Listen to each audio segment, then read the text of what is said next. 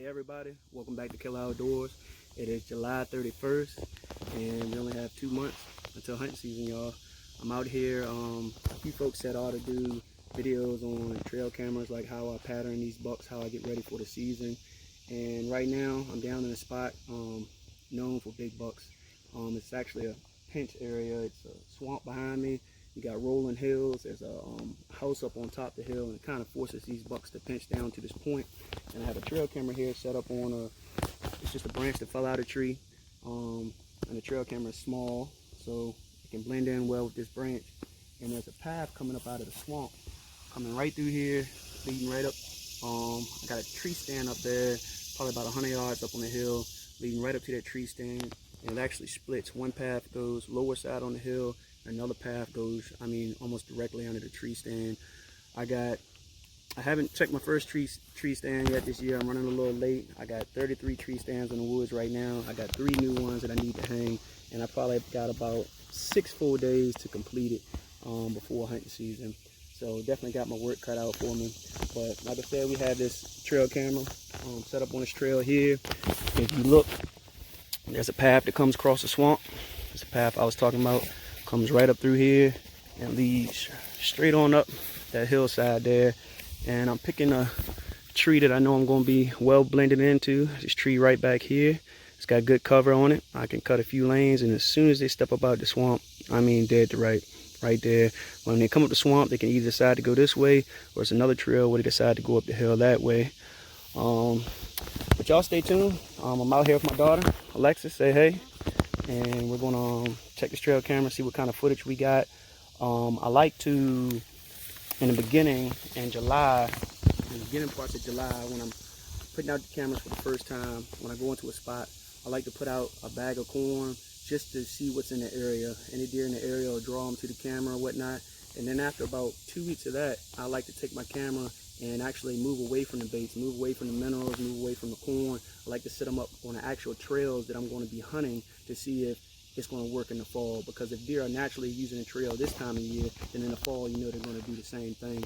And with these big bucks, a lot of times I think people fail to realize, like, you could be getting trail camera pictures of, big bucks, and you're excited, they're on your land, and then come hunting season, what does everybody say? Oh, they disappeared, or they went nocturnal.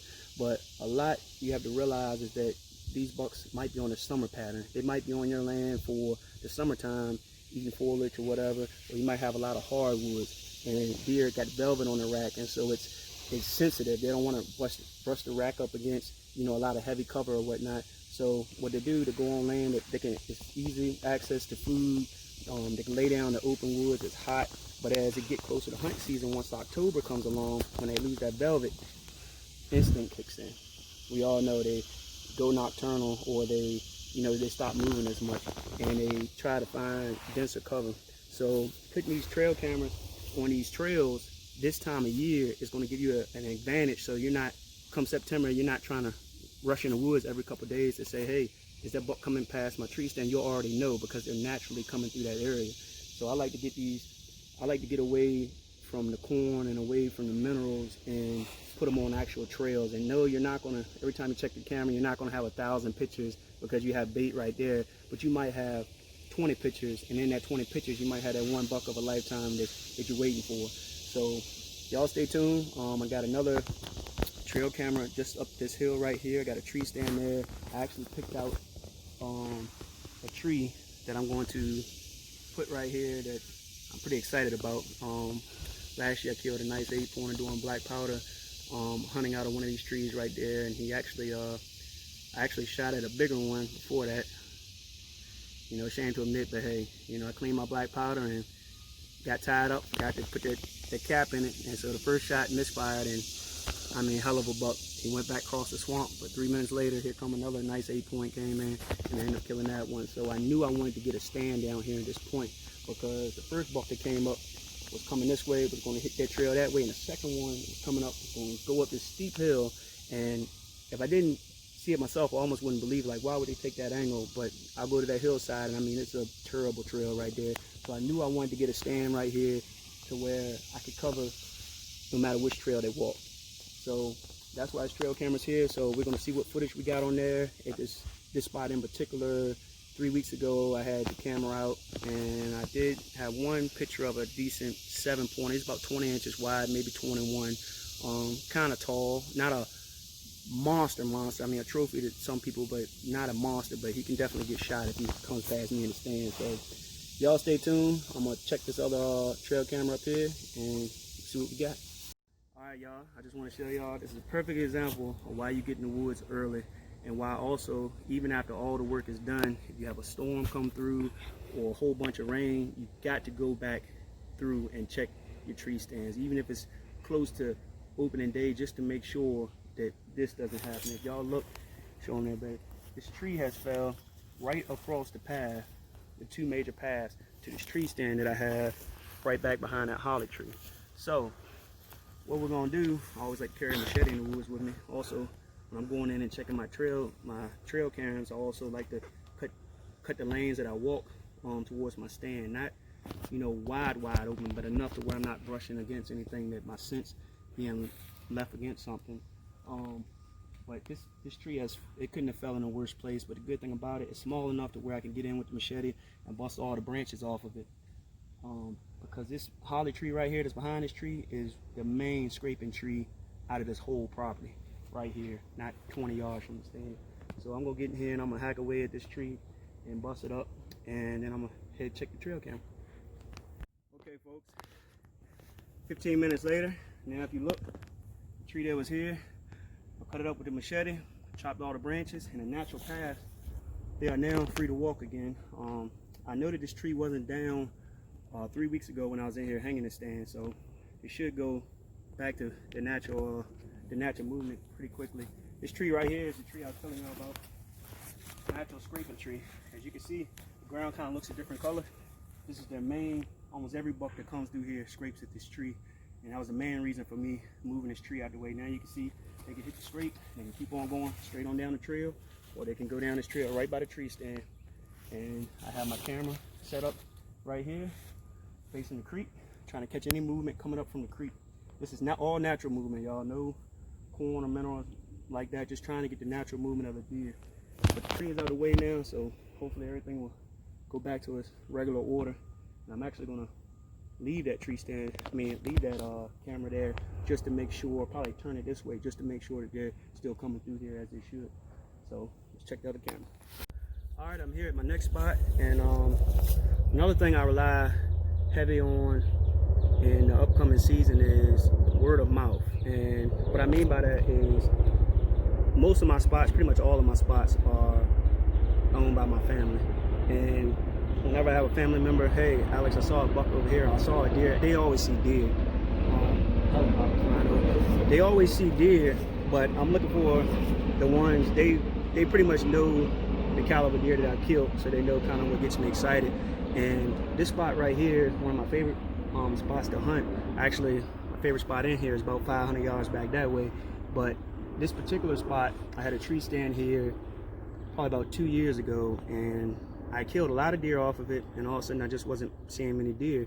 And I noticed during shotgun season, when I'm walking around, you know, scouting things out or whatnot, I noticed that a tree had fell about 200 yards back off this path, and I think that's what it caused the deer to push out of this area. So I moved the stand because I needed it somewhere else, and I hunt other spots in here, so I kind of backed off from it. And recently I got a call from my cousin, and I think he's called me probably about 3 or 4 times now, and he's like, man, it's like 3 monster bucks. Like I see him, you know, they're coming through my yard or whatnot, and I'm like, yeah. It's like, yeah. So I'm back here now, putting the trail camera back right here to see if, from where he's seeing them isn't 50 yards from here, to see if they're coming back through right here, and to see if I need to get another stand back in here. So I got trail camera set up. Back behind me, there's a bunch of honeysuckles. I mean, great bedding area. Got pines right here. It's cut over there. You got oaks on the other side of me. It's just a beautiful place to grow a big buck, and there's not too much pressure. There's pressure around the outskirts, but only I pretty much hunt this little block, so it's, you know, it's not, the pressure is mainly what I make it. But got the trail camera set up, so we're gonna see here. I'm gonna come back within probably a week and a half when I'm coming in here and get my stands hung. And that's another thing. If you have a lot of spots to hunt, the first stands that I would concentrate on is your hottest stands, your stands where you think you're going to kill the biggest bucks, or maybe in the past where you've had or seen the biggest bucks. You want to get those stands out the way and then work on your perimeter stands, because you don't want to be, come September, second week of September, you're walking a half a mile deep into a hunting area to hang a stand or cut shooting limbs, and you're going to educate the deer, and by then they have lost the velvet. So you spook a deer, then you might mess up your opening morning or your first week. So I got trail camera set up, and we're going to be back in about a week and a half, and we'll see what happens. And at the last spot that I was at, I will show y'all what I meant by natural movement of bucks. I just glanced at the trail camera card when I pull it, and got a decent buck. Natural movement, once again, that's what I'm looking for this time of year. And this is me. What I do might not work for everyone, but this is how I like to scout, how I like to pattern deer. Like I said, I'm not a big fan of corn. You know, I put it out early, like July, just to see what's in the area, but now it's getting into August. I want to see what these bucks are naturally doing on their own. So this is my method. Hope you like it.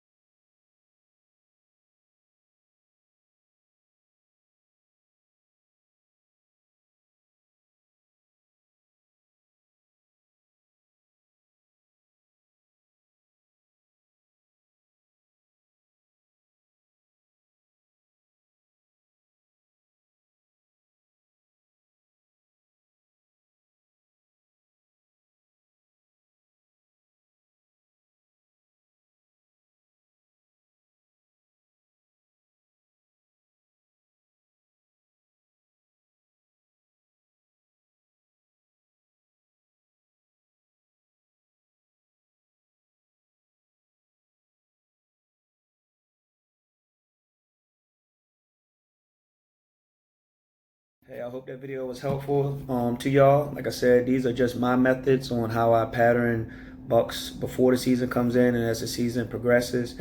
If y'all have any questions, just leave it in the comment section. Like, subscribe, and if y'all would like to see me do any other different type of videos on any type of preparation for hunting season, or want my input on anything, just leave a comment. Let me know. Appreciate it.